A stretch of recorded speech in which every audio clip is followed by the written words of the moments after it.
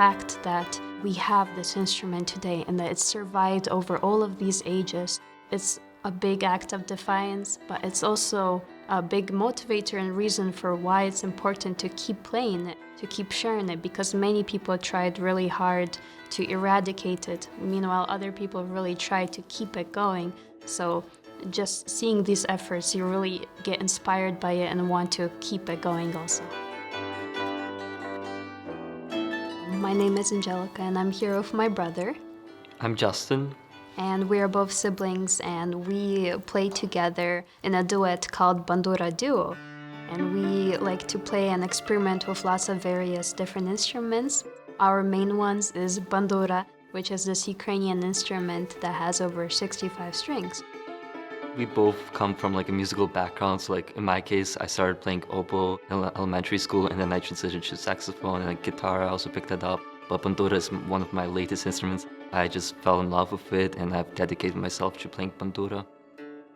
After the full-scale invasion of 2022, we started playing this instrument more seriously and we took up on it as our main instrument and we started performing at various different fundraisers and charity concerts and events in order to help spread awareness about not only this instrument but also about what's happening in Ukraine. The history about it is very interesting because it used to be played by wandering blind musicians or bards who would travel from village to village, and they would play songs that spread news, spread cultural stories, because for many centuries there was always someone trying to take over Ukrainian land and it would separate the people, but people still shared their ideas, they shared their language and identity. I don't know if there's any instrument that held the power that this one has, because for many times it was banned and it was not allowed to play it, and it was even viewed as dangerous. During the 1800s, it wasn't even allowed by Russian authorities to walk around with a bandura on your back. And during the 1900s, during the Soviet Union, many of these players, they were rounded up together and they were executed and their banduras burned. There was this one big conference where they invited these players and they said that it was an ethnographic music conference to discuss and celebrate their music. But instead it was a farce and a way in order to gather everyone up and to destroy this power. And the reason why is because it's harder to control people who have their own identity. It's viewed as dangerous.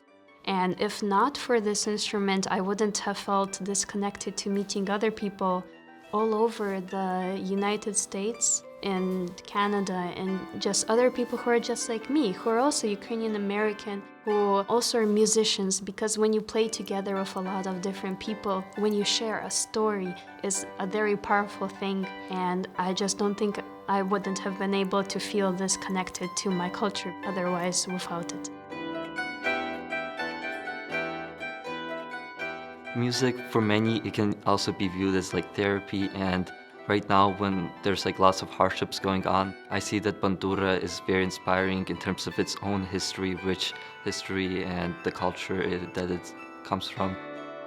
For others, I would see how bandura, it can be very inspiring.